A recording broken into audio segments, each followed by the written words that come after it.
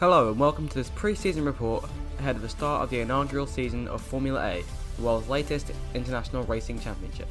11 teams and 22 drivers powered by artificial intelligence will contest a 16-round season of iconic tracks from across the globe in order to find the new world champion. The teams have been testing their creations throughout the past week here at the Silverstone Circuit in England, and I'll be taking you through these teams and drivers in this report, along with the calendar for this campaign, so without further ado, let's get into it. The first team to reveal their car and get out on track this week here were Fireside Motorsports. Their challengers appear to be the strongest so far, and they've picked the right drivers to pilot their cars. Their two talented drivers are the Mexican Sergio Arbeloa and the German Pascal Becker alongside. The red and green machines top the timesheets on an impressive 4 of the 6 days of testing and appear to be the initial favourites for both the drivers and constructors world championships. However, they'll need to keep their lead in the development arms race to give themselves the best possible chance at the title. Fireside's closest challengers out to the blocks have appeared to be Team Apex UK. The British team have a long heritage in racing and look to find championship success in a new category of motorsport. They've gone for young talent this year, bringing in homegrown driver Milton Verve and French native Alexia Pernay alongside him. Apex have been close to Fireside throughout the testing but failed to lead the way on lap times, apparently lacking straight line speed that their rivals possess. Verve and Pernay will have to get around their inexperienced challenge for the title, for this season may remind Apex of the old saying, you can't win anything with kids. If Apex don't bring a title challenge to the table, you can certainly expect Abbey Grand Prix to do so. This is a team not as steeped in history as their rivals, having race wins under their belt in other categories but no championships to their name. Their challenger stands out however due to who they have behind the wheel. Abbey Grand Prix will field an all-female lineup of Spaniard Sophie Sevilla and South African Chloe Thomas, who was born in England but is registered under South African nationality due to it being the place of her ancestry and the place which she believes is her spiritual home. It remains to be seen whether they'll run for the top spots or just run the midfield for the majority of the season. That midfield battle is predicted to most likely be controlled by XCT Racing. The American outfit succeeded in their homeland and are now turned into an international force ready to compete in Formula A. They look to be strong, with their lineup of Oscar Diaz and Eduardo Melo, but reliability issues have plagued them for the entire week, and it remains to be seen whether they can really compete over race distance. We shall have to wait until the opening round of the Red Bull Ring to see if they can go the distance when it matters. Jaguar RT have been the closest rivals to XCT, sitting times very close to Abbey Grand Prix and giving the big names a run for their money. Their presence cannot go unnoticed, and with their lineup of Italian Luca Gatto and American Scott Price, they'll be set to establish themselves as so much more as also rounds this season. The team have definitely been looking long term in preparation for the campaign ahead, and could be turned into World Championship material in a few years' time. And now we look to the oldest name on the grid, Dalton Moore Racing. The British team have been champions in the past in other categories, but have never quite succeeded in open wheel racing.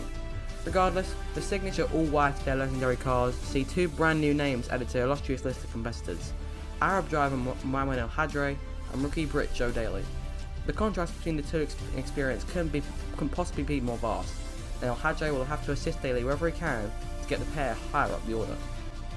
Brewers Motorsport appear to be the biggest unknowns in this championship, as their orange and blue challenger failed to crack the top 10 for the entirety of the week. Their cars will be driven by Max Schmidt and Eric Turner, who are relatively inexperienced, and will need persuading to stay at Brewers for more than a few seasons unless they make their way up the order. Axel 76 Motorsport are tipped to perhaps be the dark horses in this year's championship, as they have appeared on par with that of Jaguar RT and XCT. Their cars will have talented young Brazilian Lucas Favorani and popular Monegasque driver Mick Willan behind the wheel. The team look to be strong, and with a bit of development and that extra bit of luck, they could be finding themselves sitting pretty in the championship table come the end of the season. And next we have Thornton Motorsport. Thornton are the new kids on the block, having only materialised in late November of last year. Budget is low for the British outfit, and they appear to be backmarkers for this campaign, with their red and black challenger being driven by 2 rookies, British driver Liam Turton and Portuguese native Bruno Cabral. For this season, the team will be hoping for a few surprise finishes in the points in order to get a good championship finish and earn enough money to keep them afloat for next season. And now we move on to our penultimate team, the illustrious Abbey Academy. This is essentially a B team for Abbey Grand Prix in order for their youth drivers to impress in the big leagues to maybe step up to the main team one day. This shows the sheer amount of money Abbey Grand Prix have pumped into their operations in order to succeed. This year, the 2 graduates of their young driver program, Frenchman Nathan Dagnot and American William Evans, will look to impress to give themselves a chance of a drive elsewhere next season. And finally, the last team on the grid, Morimoto Grand Prix. This team were a relatively late entry to the series, but will still compete the full 16-round campaign, with their machine being driven by veteran Luigi Marchetta and rookie Japanese driver Riku Tanaka. The team will most likely look to beat Abbey Academy in Thornton in order to keep themselves in the competition, but with the slowest car on the grid, that may appear a lofty task. Before I go, let's take a look at the schedule for this season. We open the season in Austria, followed by traditional races in Bahrain and Australia. Races at Mugello, Italy, the Nürburgring in Germany, and Istanbul Park in Turkey are sure to shake up the order, along with the Dubai Autodrome serving as a brand new track to high-level open wheel racing, combined with old favourites such as Spa, Belgium, Silverstone in England, and Monza in Italy. Closing out the season for us are races in Mexico, Dubai, Azerbaijan, and finally Brazil in its rightful place as the last round of the championship. Hopefully we'll have a cracking title fight to enjoy when we arrive. And that wraps up this report for the inaugural season of Formula A. I hope you've enjoyed this, and if you have any questions about it, you can ask me down in the comments below and I'll do my best to get to you.